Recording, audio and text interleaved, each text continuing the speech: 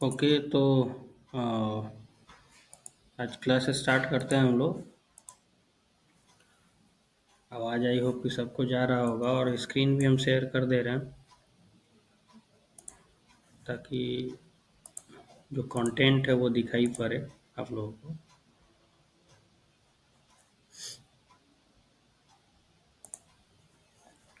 इसका zooming level मैं बढ़ा देता हूँ।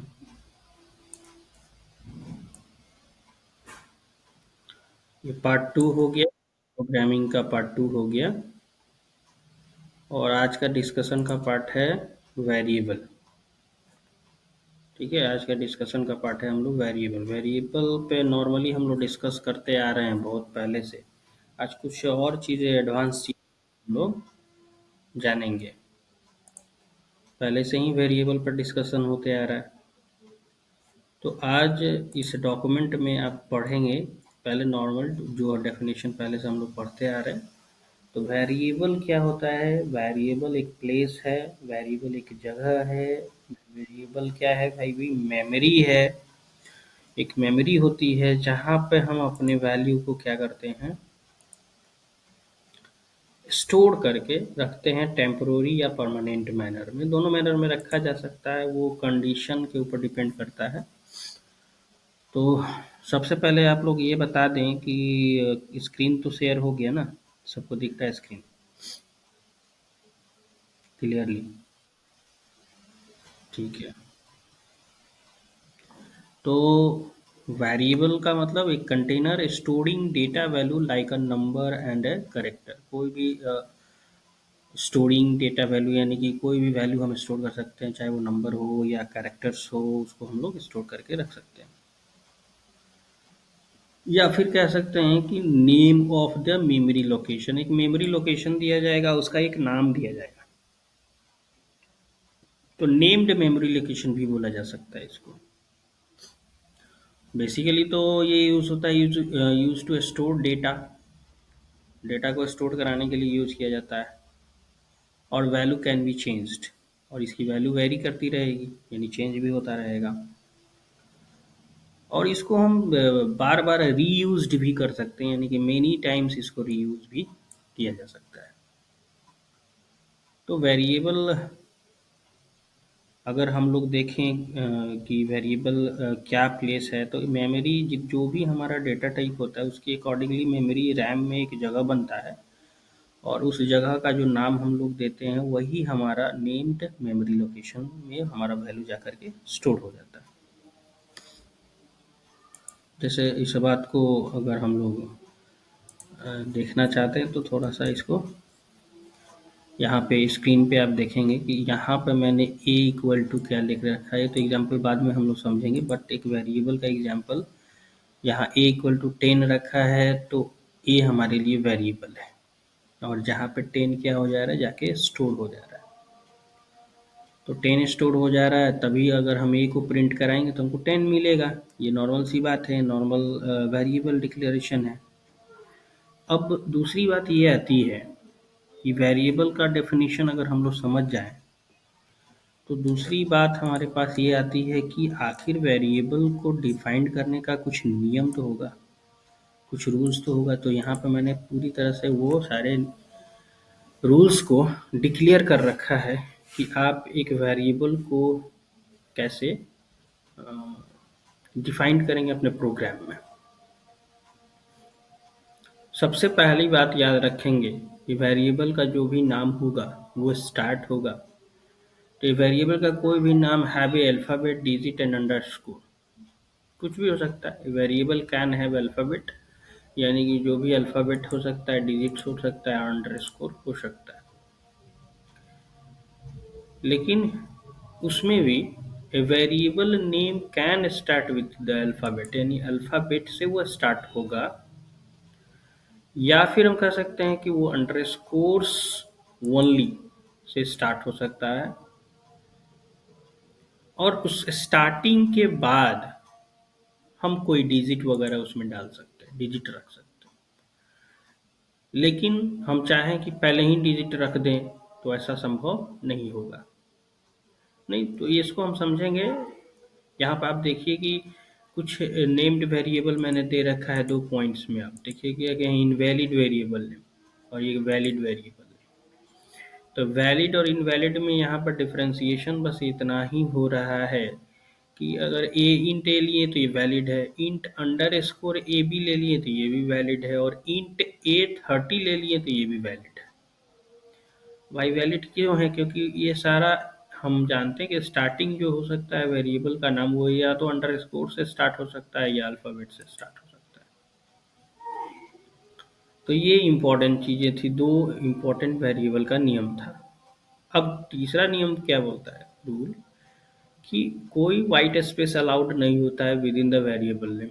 जब हम वेरिएबल का कोई नाम देंगे तो उनके 2 नेम के बीच में कोई स्पेस अगर आप दे देते हैं तो वो दोनों वेरिएबल अलग-अलग ट्रीट करेगा फिर।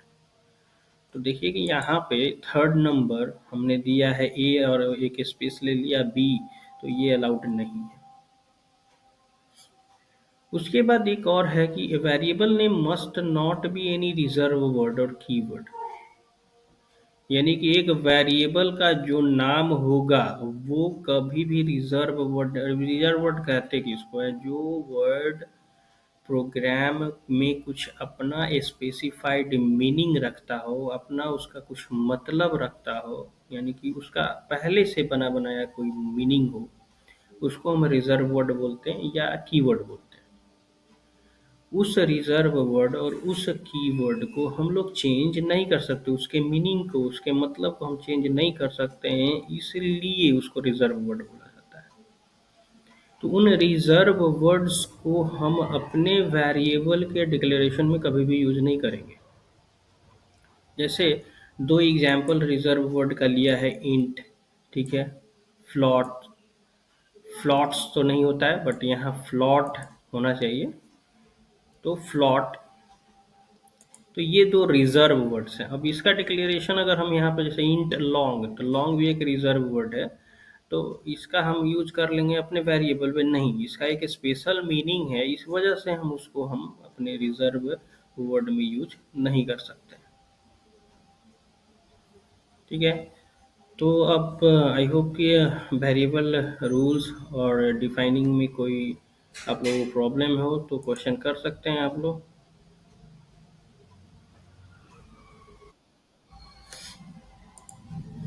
कोई भी वेरिएबल्स के डिक्लेरेशंस के नियम में, रूल्स में प्रॉब्लम आ रहा हो समझने में, अंडरस्टैंड करने में, तो आप लोग बोल सकते हैं। काफ़ी लेट ज्वाइन कर रहे हैं रागिनी कुमारी।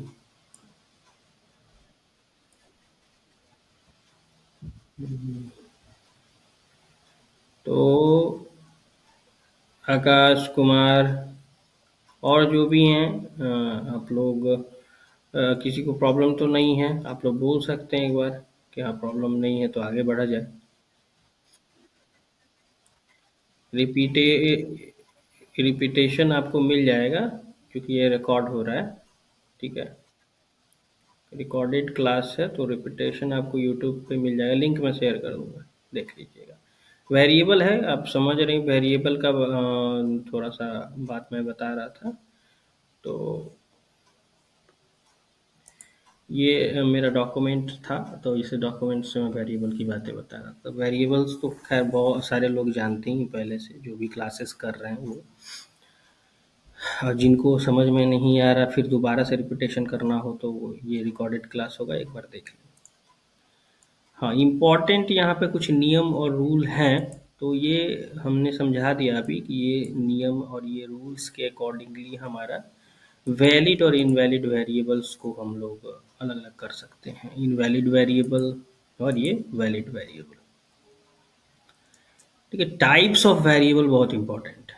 ये तो हम लोग अक्सर पढ़ते आ रहे हैं कि वेरिएबल नेम होता है, कंटेनर होता है, वेरिएबल क्या होता है, ये शुरू से पढ़ते आ रहे हैं। लेकिन सबसे इम्पोर्टेंट जो टर्म यहाँ पे आएगा वो टाइप्स ऑफ वेरिएबल, ये इंटरव्यूइंग टर्म है और एग्जामिनेशन टाइप क्वेश्चन है, इसको समझना बहुत इम्पोर्टेंट है। देखिए, मेनी टाइप्स ऑफ वेरिएबल्स होता है सी में, जिसमें local variable, global variable, static variable, automatic variable और एक्सटर्नल वेरिएबल, ये अलग तरह के 5 वेरिएबल्स होते हैं, टाइप होते हैं हमारा सी प्रोग्रामिंग। अब इन्हीं चीज़ों पे हमको 3 चीज़ें आज हम लोगों को क्लियर करनी है, फिर नेक्स्ट डे क्लियर करेंगे लोकल, ग्लोबल एंड स्टैटिक। देखिए, लोकल का मतलब होता है कि विद इन द ब्लॉक किसी वेरिएबल का यूज किया जा रहा है, तो वो लोकल हो गया। विद इन द ब्लॉक में ही उसका स्कोप खत्म हो जाएगा, उसका लाइफ टाइम खत्म हो जाएगा। जैसे अगर एग्जाम्पल आप देखें कि लोकल का क्या एग्जाम्पल हो सकता है, तो यहाँ पर एक प्रोग्राम छोटा सा लिखा है कि void एग्जाम्पल फंक्शन 1 और int x is equal to 10 और यहाँ पर इनसाइड द फंक्शन %dx।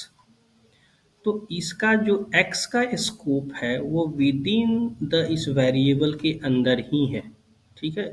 इसका स्कोप यहीं तक है, ये बाहर के किसी भी अनदर फंक्शंस में इसका स्कोप नहीं जाएगा। बाहर के किसी भी अनदर फंक्शंस उस लोकल वेरिएबल को कॉल नहीं कर सकता है। तो क्लियरिंग आप यहाँ पे पढ़िएगा आप लोग की specific scope typically within the function, यानी कि विद इन द फंक्शन, उसी फंक्शन के अंदर, उसी मेथड के अंदर, उसी ब्लॉक के अंदर उसका स्कोप होगा। और local variables are only accessible within the scope in which they are defined. Local variables को कॉल कर सकते हैं उसी स्कोप के अंदर जिसमें वो डिफाइंड है, और they are typically used to store temporary informations that is needed for a specific task और कंप्यूटेशन। मतलब ये सिंपल मीनिंग यही है कि ये लोकल जो वेरिएबल है इसी एग्जाम्पल फंक्शन नाम के स्कोप तक सीमित है। इसके बाहर का कोई भी फंक्शन इस लोकल वेरिएबल को यूज नहीं कर सकता है। इसको और बेटर तरीके से अगर हमको समझना है तो स्क्रीन पे आते हैं और स्क्रीन पे आप देखेंगे कि मैं एक प्रोग्राम खोल लेता हूँ, वन। आप यहाँ देखिए, ठीक है। और ये अभी इसमें हमको अंडरस्टैंड करने की ज़रूरत नहीं है। पहले आप देखेंगे कि 2 वेरिएबल्स यहाँ पर डिक्लेयर्ड है। जिसको नहीं समझ में आएगा पूछेगा तो हमको उसको बताएंगे हम। यहाँ पे आप देखें x एक यहाँ पे है और x के अंदर, यहाँ पे कर्सर देखते रहिए कि x के अंदर 10 स्टोर हो गया। एक x तो यहाँ भी है ना, और इस x के अंदर क्या स्टोर हो गया, 12 स्टोर हो गया। अब तो भाई बात तो ये प्रॉब्लम आ गई कि ये एक x है, फिर सेम वेरिएबल है x, तो फिर प्रिंट किसको करेगा? इस वाले x को प्रिंट करेगा या इस वाले x को प्रिंट करेगा मेन? क्योंकि दोनों का तो सेम नेम हो गया, इसका भी x नेम है और इसका भी x नेम है। तो अगर हम इसको इसको एग्जीक्यूट कराएं तो कभी भी लोकल वाला, ये लोकल वेरिएबल है, विद इन द स्कोप इसका यूज हो सकता है, यानी उसी स्कोप के अंदर इसका यूज होगा। तो देखिए आप इसको एग्जीक्यूट करा रहे हैं, तो एग्जीक्यूट कराने के बाद 12 हमें मिला। इसका मतलब है कि ये लोकल वेरिएबल ये लोकल वाले को उठा रहा है, यानी लोकल मेमोरी को उठा रहा है। अब यहाँ पर अगर आप लोग पहले से सी पढ़ ही रहे हैं तो हमको बताइए कि नहीं, अब मुझे 10 प्रिंट करना है। 12 के जगह पर मेरा क्या है, यहाँ पे आंसर आना चाहिए 10 प्रिंट कराना है ऊपर वाले वेरिएबल का। तो फिर हमको क्या करना होगा, आप लोग आंसर दें, क्या करना होगा हमें? क्योंकि ये तो लोकल पड़ेगा पकड़ेगा, ये तो कांस्टेंट रूल है कि वो लोकल को ही प्रिंट करता है। तो ये x इज इक्वल टू 12 हमारा लोकल है, इसलिए वो 12 को यहाँ प्रिंट कर रहा है, यहाँ से 12 प्रिंट हो रहा है। बट ये x अगर हमको प्रिंट कराना है कि नहीं नहीं x की वैल्यू 12 नहीं आनी चाहिए, x की वैल्यू 10 आनी चाहिए, तो फिर हमें क्या करना होगा?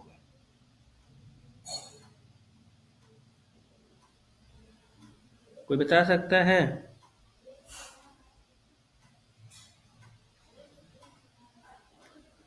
आप लोग हैं कि गायब हो गए?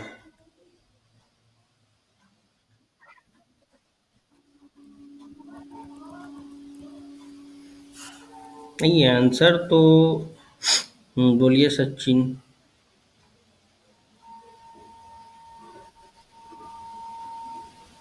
इसी के लिए हैंड हैंड रेज कर रहे हैं।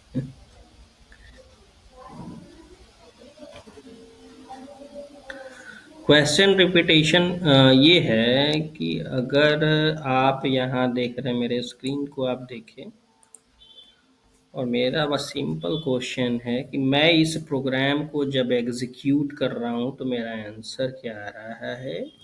12 आ रहा है। ठीक है, और 12 आने के बाद तो आप वेरिएबल यहाँ देख रहे हैं कि एक्स में 10 है और एक्स में 12 है। दोनों जगह सेम ही वेरिएबल्स है, दोनों जगह सेम ही वेरिएबल।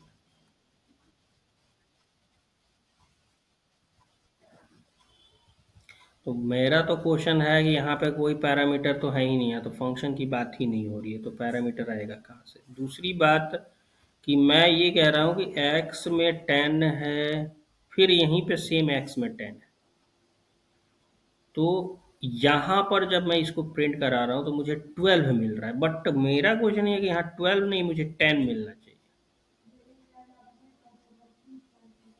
कैसे ये बात होगी? तो इसको देखिए, इसको करने का एक चीज़ मैं ये बता रहा हूँ कि ये क्या है, ये कौन सा वेरिएबल है, तो इसी को तो हम लोग ग्लोबल बोलते हैं ना, ग्लोबल। ठीक है, यही डिफरेंशिएट कर रहा था मैं, और कुछ नहीं था। और इसको हम लोग क्या बोलते हैं? लोकल। ठीक है, ये लोकल वेरिएबल है, ऊपर वाला ग्लोबल वेरिएबल है। तो अगर हम ऐसे एग्जीक्यूट कराएं तो लोकल ही आएगा, लोकल वेरिएबल में 12 है तो 12 आ गया। लेकिन वही अगर ग्लोबल वेरिएबल की बात करें कि ग्लोबल को भी हमको ला देना है, तो बस हमको इसके स्कोप को चेंज कर देना है। ठीक है, और स्कोप और रेजोल्यूशन ऑपरेटर का यूज करके आप इसको एग्जीक्यूट करिए। देखिए अब आपका आंसर 10 होगा, यानी कि अब वो लोकल को छोड़ दिया, किसको पकड़ लिया भाई? ग्लोबल वेरिएबल को पकड़ लिया। तो ये एक तरीका हुआ कि हम ग्लोबल, जब सेम वेरिएबल नेम है और ग्लोबल को पकड़ना है, तो हमें ये ऑपरेटर यूज करना होगा जो कर्सर में मैं दिखा रहा हूँ। इस ऑपरेटर का नाम क्या है? Scope resolution operator. ऐसे ये सी प्लस प्लस की बात है, बट कोई बात नहीं, इसमें भी हम लोग देखेंगे। एकदम एक साथ प्रिंट करा सकते हैं। इसको प्रिंट करा, अगर मैंने इसका स्कोप डिफाइंड किया है एक्स, तो ये 10 पकड़ेगा। एक और फॉर्मेट स्पेसिफायर लीजिए यहाँ पे।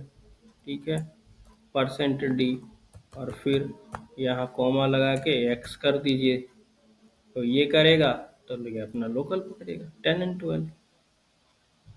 एक लोकल उठा लिया, एक ग्लोबल उठा लिया,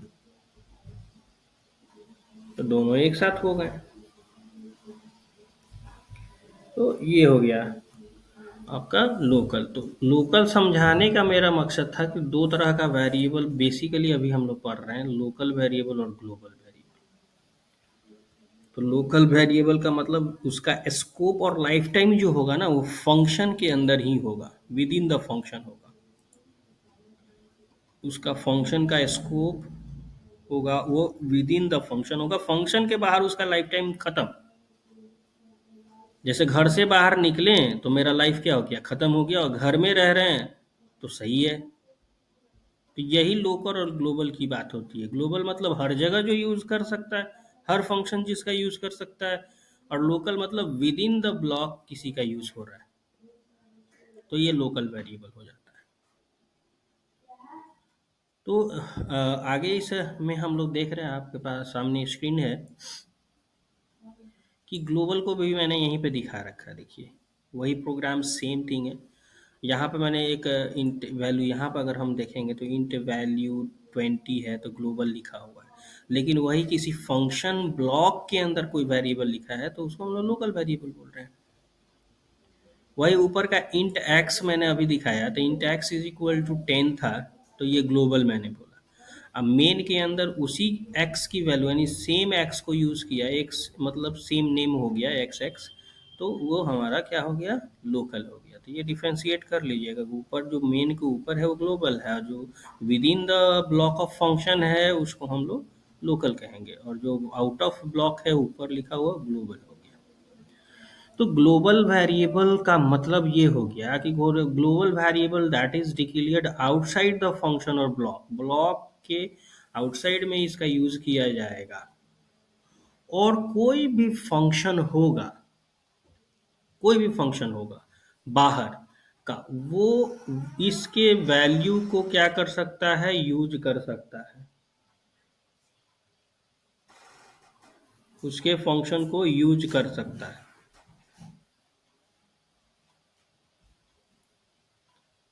ठीक है, तो ये हो गया लोकल और दूसरा हो गया ग्लोबल वेरिएबल।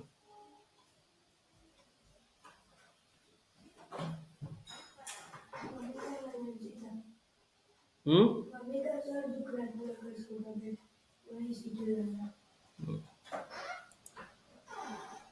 ठीक है, तो ये दो चीजें मैंने अभी लोकल और ग्लोबल की बात कही है। और